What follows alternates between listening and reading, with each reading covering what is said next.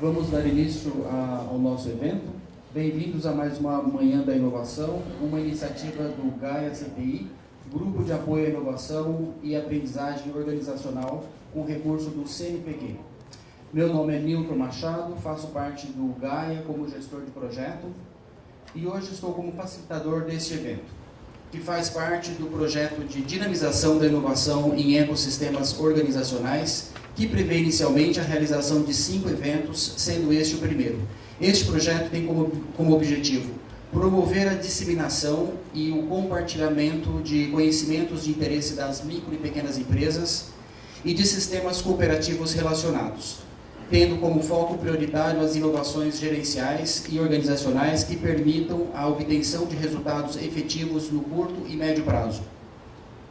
Tem também como objetivo estabelecer vínculos e parcerias com os players e desenvolver meios para potencializar ecossistemas organizacionais de interesse das micro e pequenas empresas e outras entidades afins. Para a nossa primeira palestra, vamos chamar o Dr. Marco Antônio Silveira, do Gaia, doutor em Sistemas de Gestão pela Unicamp, mestre e engenheiro com especialização internacional, coordenador geral do Gaia.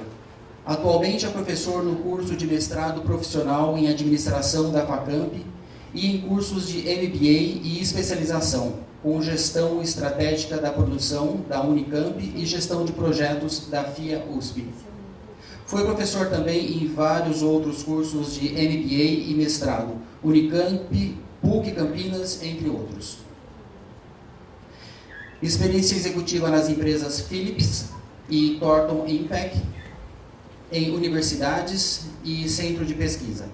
Foi membro do Comitê de Gestão de Capital Humano no Programa de Governança Corporativa da empresa Termomecânica S.A.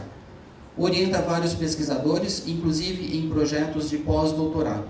Tem mais de 90 publicações, sendo que publicou desde 2011 5 livros, 8 artigos científicos, além de mais de 40 trabalhos em congressos nacionais e internacionais, entre outras qualificações.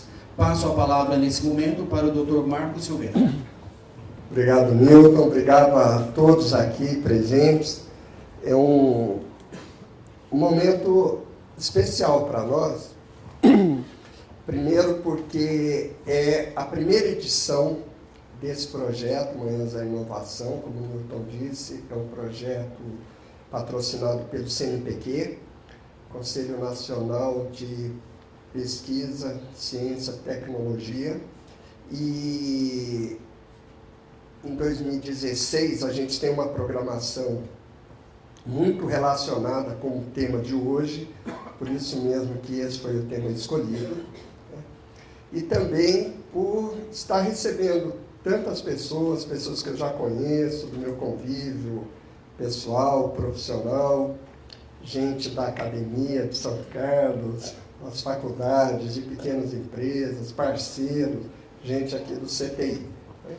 E para falar de um assunto que eu considero da maior importância e que por isso mesmo foi escolhido um time de primeira qualidade aí para abrilhantar a nossa manhã, e me coube a honra de ser a pessoa que dá a partida aqui nesse rally da manhã de hoje, né? E para isso, então, eu procurei cobrir 3 aspectos que podem ser interessantes para a gente entender um pouquinho melhor qual é a proposta aqui do nosso grupo e também servir como base para os próximos palestrantes, né? Eu tive a coragem, né, me atrevi a falar um pouquinho da inovação antes do Marcelo, que é uma pessoa que estivemos juntos num evento em Ribeirão Preto, eu não o conhecia, e gostei tanto do que ele falou, que recomendei ao grupo que o convidasse, ele gentilmente aceitou, né, do Sebrae daquela região, ou seja, não está na jurisdição do Sebrae de Campinas, aqui representado pela Maria Paula, a quem eu também agradeço. Mas eu me atrevi a falar alguma coisa a respeito de inovação, para dar uma ideia, um nivelamento de como que nós estamos conduzindo as questões relacionadas com esse tema. Aí falar da importância das micro e pequenas empresas e dos desafios que elas sofrem, e o que é isso, né, dinamizar a inovação em ecossistemas de micro e pequenas empresas. Tá? Explicar um pouquinho essas palavras aí que podem não ser muito claras para todas as pessoas. Tá? Então, iniciando com esse primeiro tema,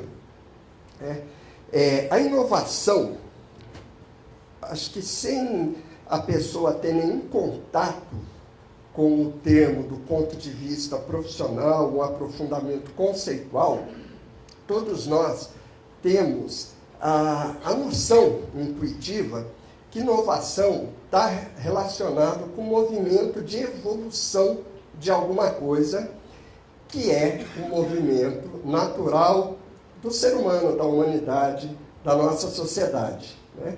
Aqui nessas figuras, a gente procura ilustrar aí, né, desde do papel desempenhado nessa história tão longa pelo tataravô, né, nas cavernas, até chegar no mundo de hoje, com tantos artefatos tecnológicos, tantos avanços científicos. Né?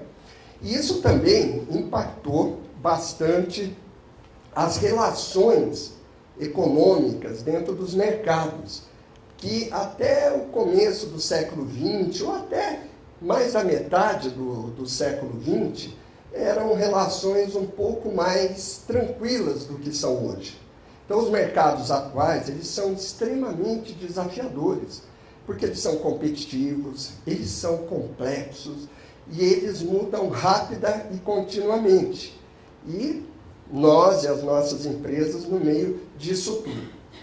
Então, diversas organizações fazem da inovação um instrumento importante da sua estratégia de atuação dentro desses mercados, né? Como essas que estão representadas aí. Tá? Então, como é que isso se dá? Né? Ora, como os mercados são competitivos, significa que nós temos mais empresas vendendo alguma coisa, comercializando bens e serviços, do que pessoas e empresas comprando. A oferta é maior do que a demanda, em praticamente todos os segmentos do mercado. Quando isso acontece, a empresa ela tem que gerar uma vantagem competitiva em relação à outra, exatamente como acontece nas competições esportivas. Né? Existe uma medalha, existe um prêmio, mais de um querendo aquela medalha, mais de um querendo aquele prêmio, então a gente compete para isso aí. E nessa empreitada de gerar uma vantagem em relação à concorrência, e tudo isso precisaria de um aprofundamento muito maior que não cabe agora, não é o nosso sentido, né, do evento aqui, né? A inovação, então, é um recurso estratégico bastante importante. Então, eu apresentei aquelas empresas anteriormente, né, Google, Facebook, Braskem, Microsoft, etc., né? Todo mundo relaciona de uma maneira imediata com essa questão da inovação, né?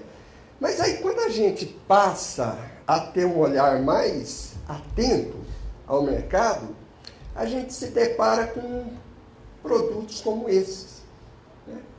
Então, o Newton, por exemplo, né, a mãe dele fazia papinha para ele. Newtinho, vem cá com a maisena, que ele faz a papa, ou fazia, né, para a filha dele alguns poucos anos atrás. Né? Eu andava para cima e para baixo com aquela sandália havaiana exatamente igual a de hoje. Né? A minha mulher, que inclusive até médica, adora minâncora. Tudo resolve com minâncora. De unha encravada a dor de cabeça. Né? Então, assim, como é que fica a questão da inovação em relação a esses casos? Então, quer dizer, a gente tem um movimento acontecendo no mercado e aí tem um monte de gente parado na estação. Será que é dessa forma que as coisas acontecem, né? Então, eu trago esse exemplo para a gente, eventualmente, começar a construir uma nova percepção do que é exatamente inovação, do que estamos falando, né? E eu trago mais uma figura, em primeiro lugar, para destacar que inovação não foi, abre para mim, por favor, inovação não foi uma descoberta das empresas. Inovação faz parte da natureza humana. Vamos dizer assim, uma condição natural dessa nossa espécie buscar uma maneira, nem sempre melhor, mas vamos dizer assim, melhor, ou mais eficiente, ou mais eficaz, ou mais barato, ou mais rápido, ou mais isso, ou mais aquilo. Mas assim, buscando o novo, né? Então, esse fenômeno que ele pertence à natureza humana, né? Ele então é introjetado no mundo corporativo com essa marca, né, da inovação. Eu acho isso muito importante, a gente nunca esquecer esses aspectos que são comuns à natureza humana, porque o que são as empresas, senão um sistema social, estruturado, com objetivos, mas acima de tudo, um sistema social. Então, tudo aquilo que permeia, tudo aquilo que influencia, tudo aquilo que impacta o ser humano, impacta de uma forma muito forte todo o desempenho da empresa. E quanto mais harmonizada a empresa consegue estar com essa natureza, vamos dizer assim, com essa tendência que é própria do ser humano, ela consegue atingir os seus resultados de uma maneira muito mais fácil, muito mais eficiente e eficaz. Então, dá para escrever uns 4 ou 5 livros com definições do que é inovação, para todos os gostos, né? Com uma abordagem mais sintética, mais abrangente, mas o conceito, na minha maneira de ver, está bastante bem desenvolvido nessa definição, né?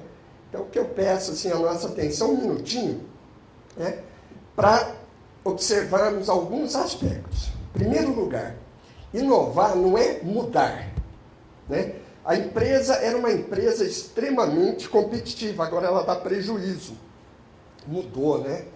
Não é isso. A inovação é uma mudança para o melhor.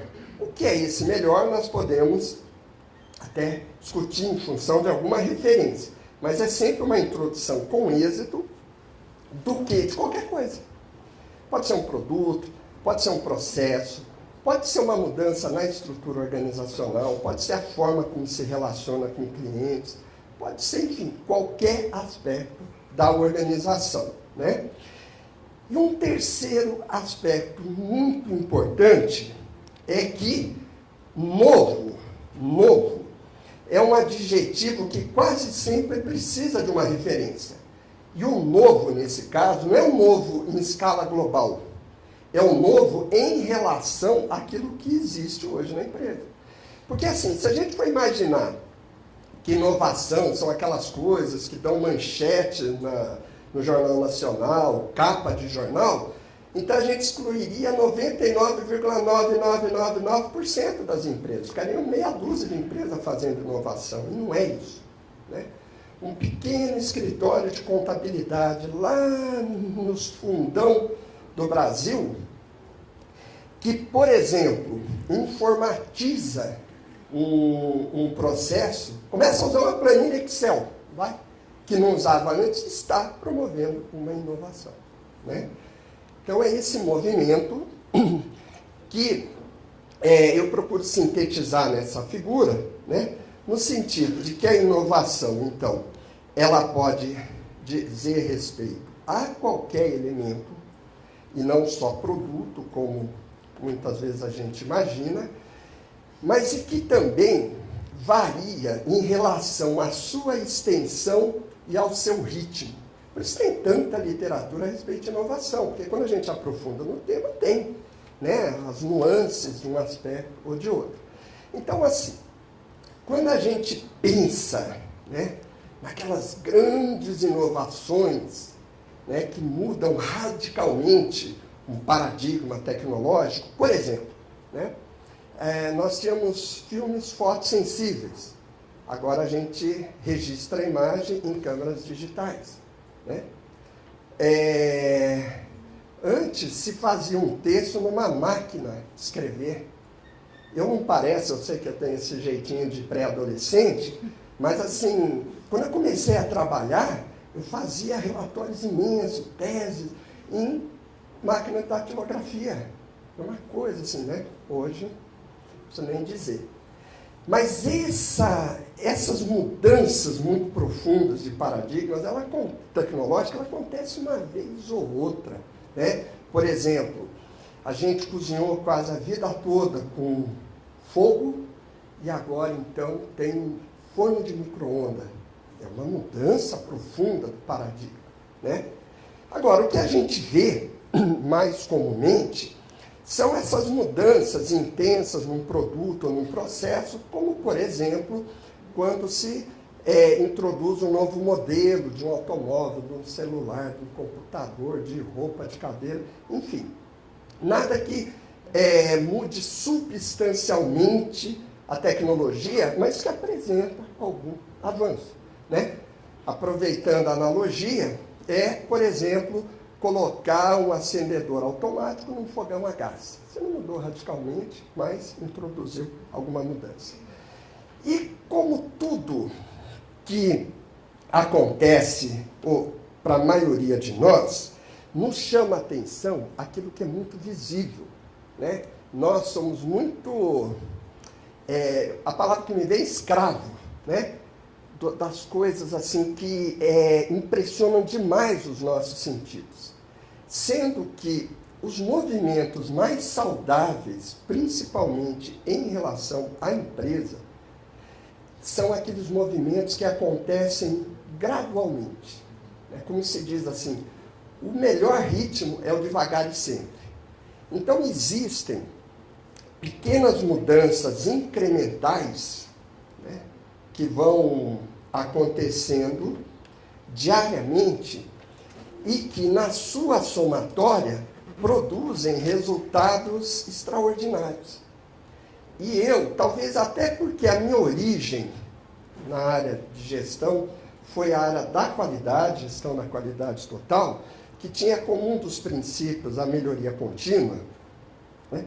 Essa inovação é a que eu considero a que merece maior atenção. É a mais importante de todas, né? Por quê? Por uma série de razões. Uma série de razões. Primeira, porque essa é uma inovação, se é que eu estou, né, sendo claro no que estamos chamando de inovação, que é acessível a todas as pessoas da empresa. Não são só os gênios da área de pesquisa e desenvolvimento. Não é só aquele engenheiro brilhante de processo, né? Qualquer pessoa, e aí eu friso, literalmente qualquer pessoa pode e deve produzir alguma mudança positiva naquilo que é feito, né? Então, isso gera uma cultura muito saudável dentro da empresa. É algo que faz bem. Esse movimento do evoluir, ele impacta muito positivamente o ser humano. Nós temos aqui a Adriana, que é da área de psicologia. Nós temos aqui a Giovana, que é da área de engenharia de produção. A Kelly, que é da área de matemática, que estão trabalhando, né, estudando os fatores que relacionam, então, esse mundo da aprendizagem, da inovação, com vários componentes importantes do ser humano. Porque a gestão adequada do ser humano numa empresa, ela produz um efeito muito positivo no resultado. O limite da produtividade da empresa, ele pode ser substancialmente aumentado em função da maneira como a força de trabalho, o potencial gerador de conhecimento individual e coletivo é coordenado, mobilizado e aproveitado. Então, criar-se uma cultura em que as pessoas têm um olhar para aquilo que está acontecendo, um olhar de busca, de superação, de fazer melhor, de mais eficiência, todos aqueles aspectos que podem ser melhorados. Então, produz resultados a curto, médio e longo prazo bastante importantes. Então, vamos dizer assim, nesse caldo cultural, então, nós temos um ambiente muito propício para que aí sim as grandes ideias apareçam. Né? É assim, é como, por exemplo, na vida de um músico, né? Onde ele vive a música, e ele compõe, mas ele fica compondo uma obra-prima por dia. A obra-prima surge eventualmente. Então, é mais ou menos essa relação que eu faço, né, da importância que tem essa inovação do devagar e sempre. Né? E com isso, então, a gente chega numa outra definição de inovação que eu gosto mais, pela sua síntese, que assim, em resumo, o que é inovar? Inovar é o resultado da aplicação de um novo conhecimento. Se esse novo conhecimento é pequenininho, a inovação é pequenininha. Se o conhecimento é grande, a inovação é grande. Mas nós estamos sempre falando de um movimento de mudança para um estado melhor da empresa. Tá? Então,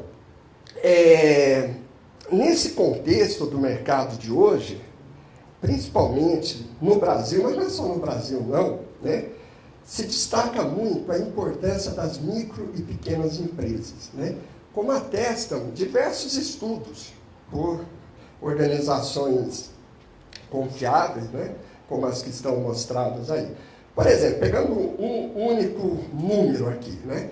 As micro e pequenas empresas são responsáveis por 23% do PIB da indústria, 53% do PIB do comércio e 36% do PIB da área de serviços.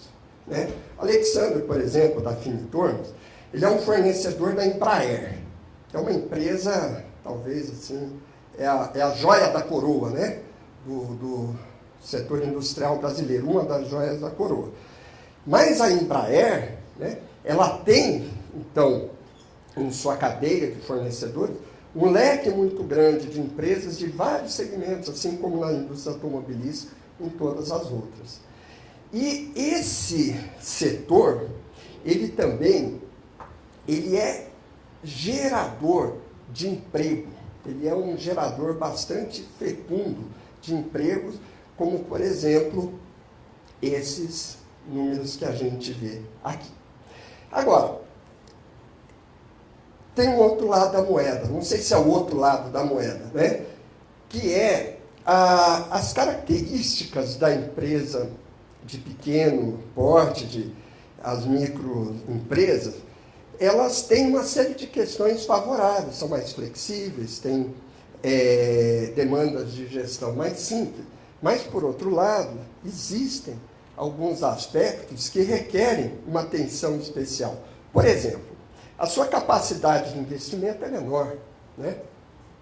A grande maioria não tem cultura e práticas voltadas para a inovação. Por exemplo, pouquíssimas têm um setor de pesquisa e desenvolvimento. Né? E se ressentem de conhecimentos especializados, às vezes até por desconhecimento, tenham baixa articulação com outros agentes, seja clientes, fornecedores, dificuldades de acessar instrumentos de apoio, enfim, consequências desse pequeno porte, né? E isso, então, nos remete para a seguinte situação. Então, assim, existe um setor, micro e pequenas empresas, que tem uma importância socioeconômica muito grande. E esse mesmo setor, ele é um setor que sofre de maneira mais aguda os desafios desses mercados atuais, né? E isso, então, leva a quem está observando um pouco o que está acontecendo no mundo e no país a se perguntar como equacionar, então, essa situação, né? E é para isso, então, que um órgão como o CTI, que é um órgão do governo federal, que tem assim como missão articular, buscar soluções, né? Vem trabalhando já há muito tempo, de várias maneiras, né? Buscando soluções efetivas para essas questões que eu estou colocando aqui, né? E a gente trabalha com a ideia de ecossistemas, né? Que é uma palavra que a gente ouve normalmente no contexto de ambiental, biológico, né? Mas um ecossistema, em geral, ele pode ser entendido como o sistema ou o conjunto dos indivíduos, né, do meio e das interações entre essas coisas. Então, nós estamos aqui, nessa sala, que a gente pode entender como sendo o nosso ecossistema no momento aqui. E estamos, cada um, no nosso lugar, né? Uma individualidade com características próprias e tendo sensações, pensamentos, processos internos, etc. E, de repente, o ambiente muda. Então, sem que a gente se dê conta, é disparado dentro de nós uma série de processos que, por exemplo, vão fazer com que a nossa retina se dilate para que a gente possa manter o nível de iluminação. Eu falei retina, a pupila, né? Dilata para chegar na retina o nível de iluminação apropriado. E assim é que, sem nos darmos conta, né, nós estamos interagindo entre nós, alguém que tosse, um celular que toca, uma pessoa falando, a temperatura, né? Isso tudo exerce uma influência mútua entre todos nós. Então, assim, quando a gente observa como as coisas acontecem, a gente percebe que tudo interage com tudo o tempo todo. Por exemplo, o ar, né? O ar está dentro ou está fora? Né? Então, eu estou aqui, o ar está fora, mas espera aí, o ar está vindo e ele entra aqui. Quer dizer, onde que está o limite entre o marco e o ar? Né? O ar e o marco. E assim acontece em praticamente todas as dimensões da vida, inclusive dentro dos mercados, né? Essa mesa aqui é de madeira, né? Quando ela começou a ser fabricada, a gente pode pensar de várias formas, mas assim, realmente ela começou a ser fabricada quando, digamos que seja de pinho, quando o pinheiro foi plantado e cresceu, alguém cortou madeira, trabalhou as tábuas, levou para a empresa e até que está pronto, né?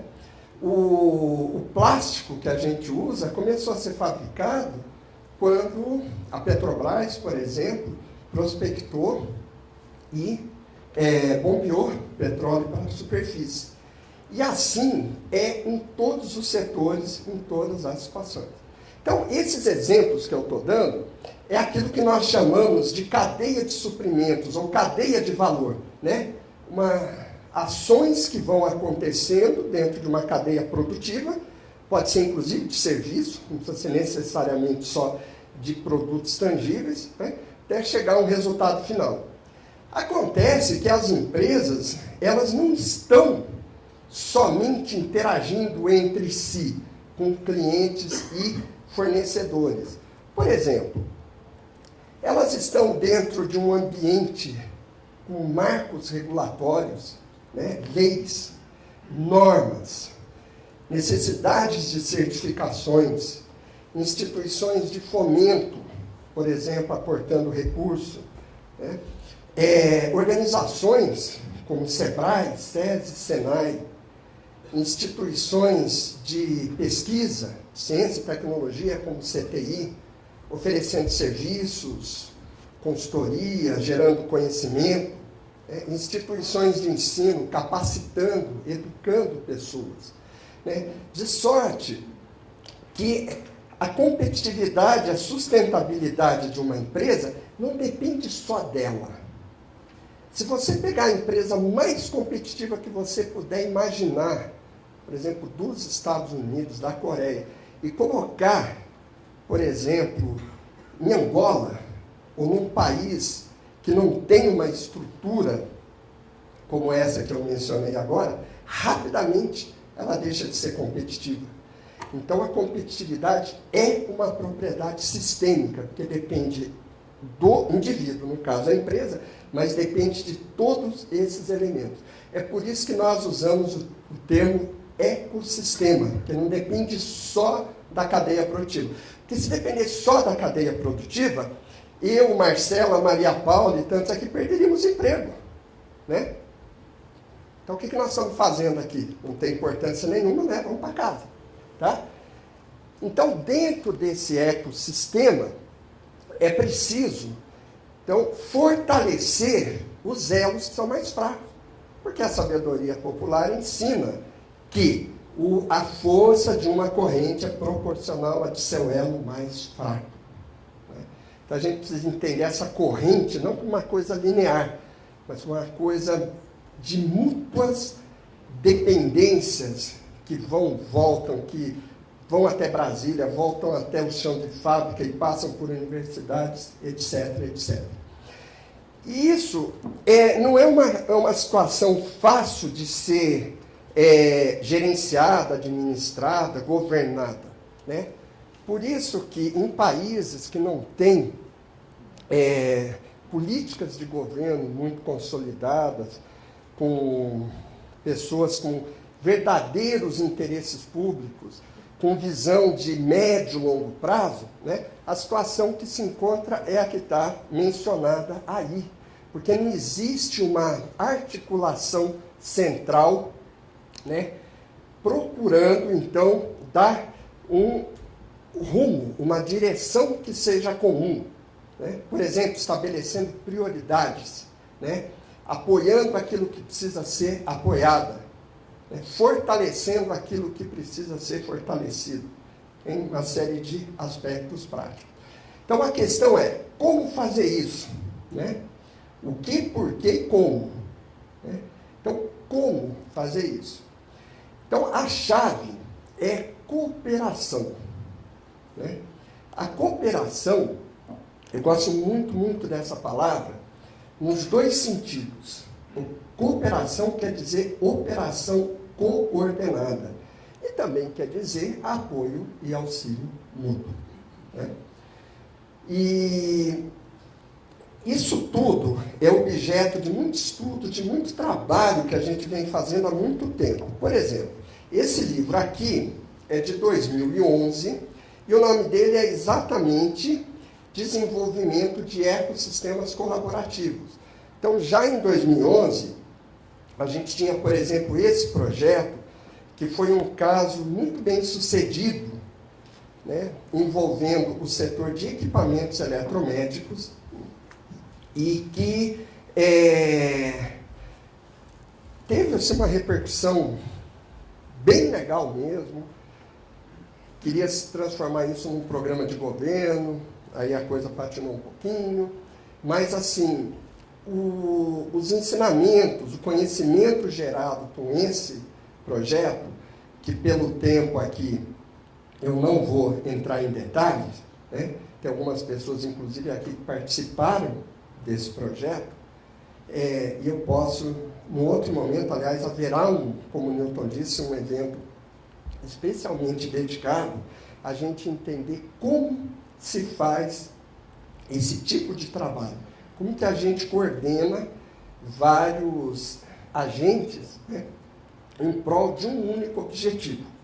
Que no caso desse projeto que eu estou me referindo, e que tem muitos vídeos na internet, se vocês digitarem Abimo Ambientronic, né, vocês vão ver lá diversos vídeos de eventos que a gente fez, capacitações, etc., e que envolviam 9 empresas do setor de equipamentos eletromédicos e que tinha, então, como objetivo auxiliar essas empresas a se adequarem a requisitos ambientais de produção limpa e gestão de resíduos sem perder a competitividade.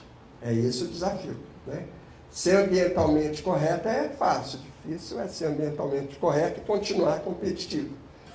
Então, tem muitos relatos, esse livro aqui, artigos gerados, no congresso nós publicamos 11 artigos, então tem muito material depois, se vocês tiverem interesse, mas o que foi feito é isso, trabalhar o ecossistema como um todo, não só a empresa, né? Então a gente reunia, assim, um número, às vezes até maior de pessoas, tinha gente do BNDES, tinha gente do Inmetro, tinha gente da Anvisa, tinha gente do Ministério da Indústria e Comércio, tinha gente do SEBRAE, gente do SENAI, tinha fabricante, tinha cliente, tinha fornecedor, tinha APECs, exportação, então foi uma coisa assim, muito, muito bacana.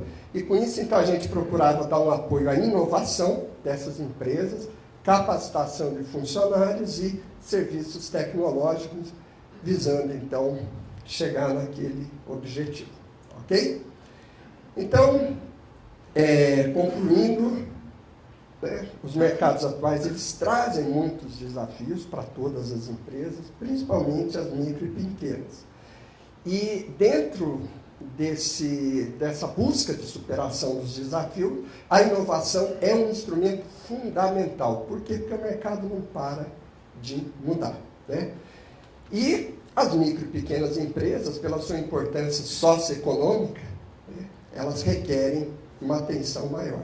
E é por isso que em breve a gente vai lançar esse projeto, que ele já começou, na verdade, mas ele está numa etapa assim de gestação interna, podemos dizer, Milton, com algum recurso que a gente já tem do CNPq, e nós estamos buscando mais recursos.